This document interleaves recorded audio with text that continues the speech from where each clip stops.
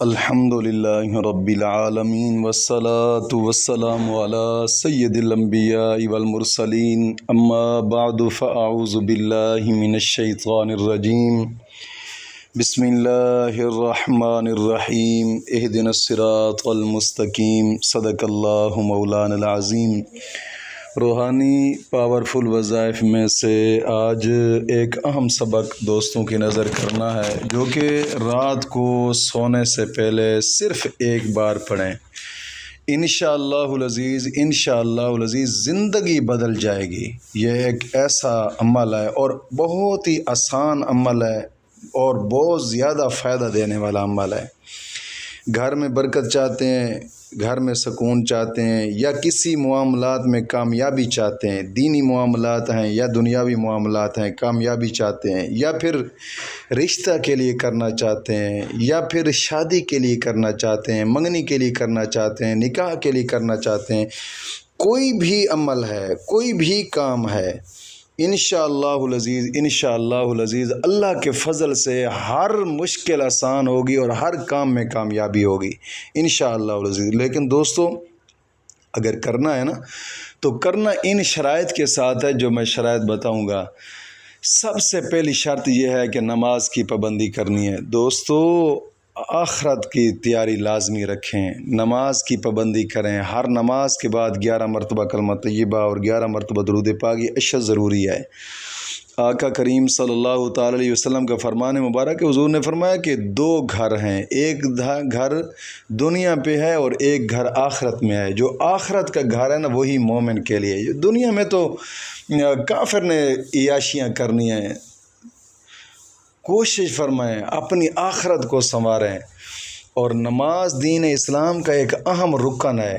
آقا کریم صلی اللہ تعالی علیہ وسلم کا فرمان مبارک ہے، حضور نے فرمایا کہ نماز مومن کی معراج ہے، اور ایک حدیث پاک میں فرمایا کہ نماز میری آنکھوں کی ٹھنڈک ہے۔ دوستو، کوشش فرمائیں نماز کی پابندی لازمی کریں، لازمی۔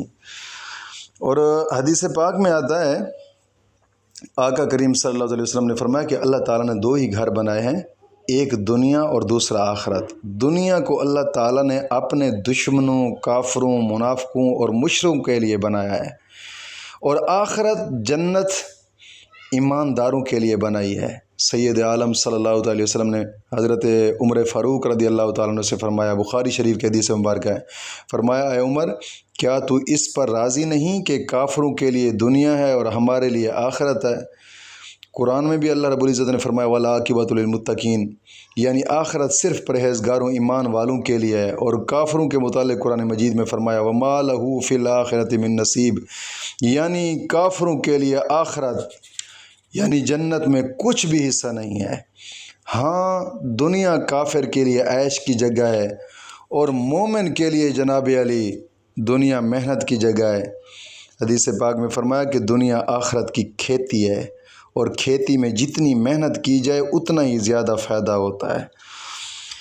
اور اللہ رب العزت کا پاک فرمان بھی ہے، اللہ کے بندے ناز و نعمت والے یعنی عیش کرنے والے چسکولے نہیں ہوتے، یعنی چسکا لینے والے۔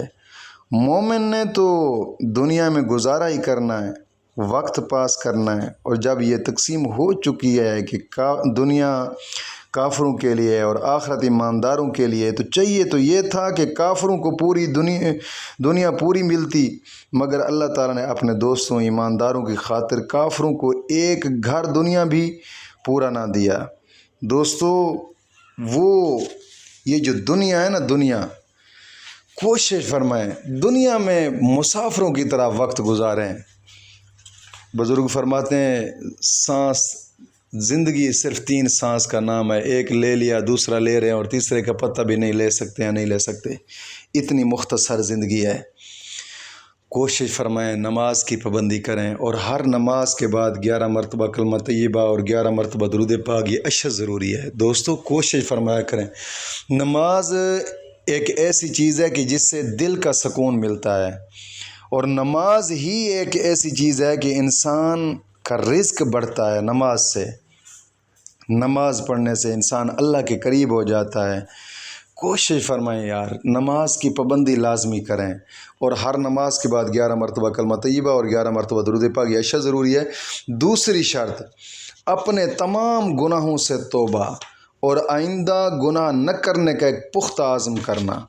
اللہ رب العزت قرآن کریم میں ارشاد فرماتا ہے ان اللہ یحب التوابین و یحب المتطہرین، گناہوں سے توبہ کرنے والوں اور صاف ستھرا رہنے والوں کو اللہ اپنا دوست رکھتا ہے۔ دوستو کوشش فرمائیں گناہوں سے پختہ توبہ کریں، اور گناہوں سے توبہ کرنے کے بڑے فائدے ہوتے ہیں، بڑے فائدے ہوتے ہیں۔ گناہوں سے توبہ کرنے والے شخص کی دعائیں قبول ہوتی ہیں، گناہوں سے توبہ کرنے والا شخص گناہوں سے پاک ہو جاتا ہے، گناہوں سے توبہ کرنے والے شخص کو مولا کریم دل کا سکون عطا فرماتا ہے، اور گناہوں سے توبہ کرنے والے شخص کو سب سے بڑا انعام جو ملتا ہے نا وہ یہ ہے، آقا کریم صلی اللہ علیہ وسلم نے فرمایا کہ التائب حبیب اللہ، توبہ کرنے والے کو اللہ اپنا دوست رکھتا ہے۔ کوشش فرمائیں یار گناہوں سے پختہ توبہ اور آئندہ گناہ نہ کرنے کا ایک پختہ عزم کرنا۔ اور تیسری شرط کہ روزانہ کی بنا پہ کم از کم 2 رکوع قرآن پاک کی تلاوت کے لازمی کریں، لازمی قرآن کریم کی تلاوت کریں گے، ہر حرف پر مولا کریم 10 نیکیاں عطا فرماتا ہے، 10 گناہ معاف ہوتے ہیں، 10 درجات بلند ہوتے ہیں، اور قرآن کریم کی تلاوت کرنے کے بعد انسان جو بھی جائز دعا مانگے مولا کریم اس کی دعا کو قبول فرماتا ہے۔ دوستو کوشش فرمائیں زندگی دین کے مطابق گزاریں، جتنا تم دین کے قریب ہوتے جاؤ گے اتنی دنیاوی مشکلات تمہارے لیے آسان بنتی جائیں گی۔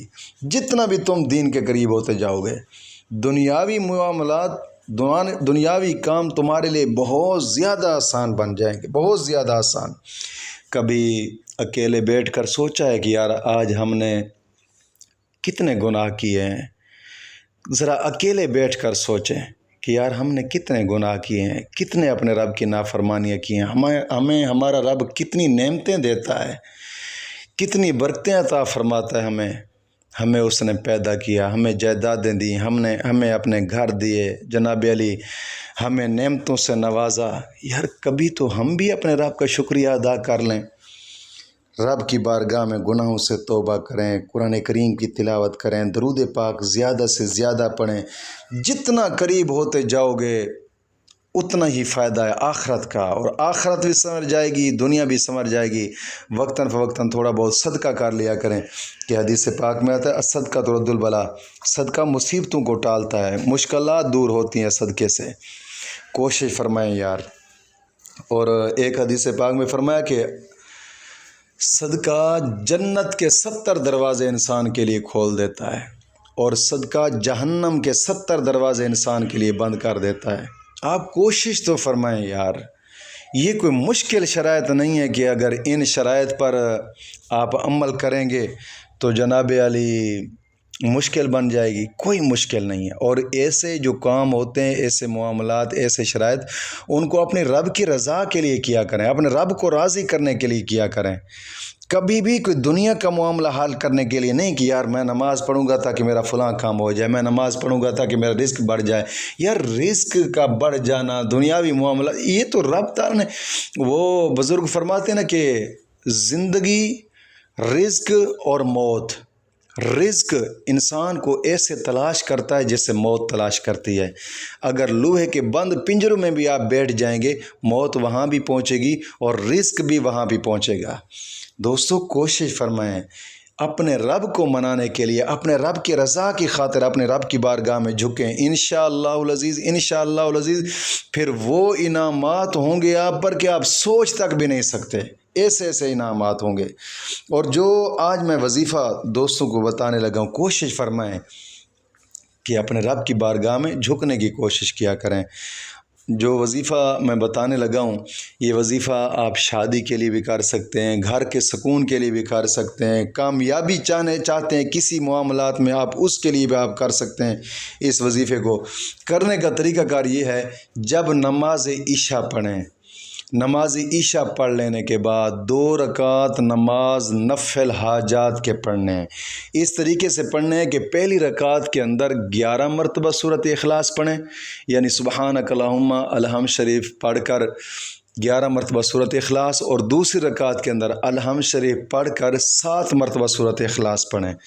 جب پڑھ لیں 2 رکعت نماز نفل مکمل ہو جائیں تو ان کے بعد 33 بار استغفر اللہ، 33 بار سبحان اللہ اور 33 بار اللہ اکبر پڑھ کر 41 مرتبہ پھر درود تنجینا کو پڑھنا ہے۔ 41 مرتبہ درود تنجینا پڑھ کر پھر 101 مرتبہ آیت کریمہ پڑھنی ہے اور آنکھیں بند کر لینی ہے، اپنا دل دماغ ضمیر اپنے رب کی بارگاہ میں جھکا لینا ہے اور گڑ گڑا کر اپنا مقصد سامنے رکھ کر پڑھنا ہے۔ 101 مرتبہ پڑھ کر پھر اس کے بعد 41 مرتبہ درود تنجینا پڑھیں، پڑھ کر پھر دعا کر دیں۔ انشاءاللہ العزیز انشاءاللہ العزیز حیران کن نتائج آپ دیکھیں گے اس کے، انشاءاللہ العزیز۔ ایک رات آپ کرنا چاہیں یا روزانہ کی بنا پہ آپ کرنا چاہیں، اپنے مقصد کے حصول کے لیے کرنا چاہیں کہ جتنے دن مقصد حاصل نہیں ہوتا آپ اس مقصد کے حاصل ہونے تک بھی آپ اس کو کر سکتے ہیں انشاءاللہ العزیز۔ انشاءاللہ العزیز آپ کی سوچ بھی نہیں ہوگی جو آپ کو فوائد حاصل ہوں گے انشاءاللہ العزیز۔ جس مقصد کے لیے کریں گے مولا کامیابیاں عطا فرمائے گا انشاءاللہ العزیز۔ مولا کریم دین متین کی سمجھ عطا فرمائے، اور میری دلی دعا ہے کہ مولا کریم میرے سننے والوں کے تمام دکھ تکلیفیں دور فرمائے۔ آپ میرے لیے بھی دعا کیا کریں، میں بھی آپ دوستوں کو اپنی دعاؤں میں شامل رکھوں گا انشاءاللہ العزیز۔ السلام علیکم ورحمۃ اللہ وبرکاتہ۔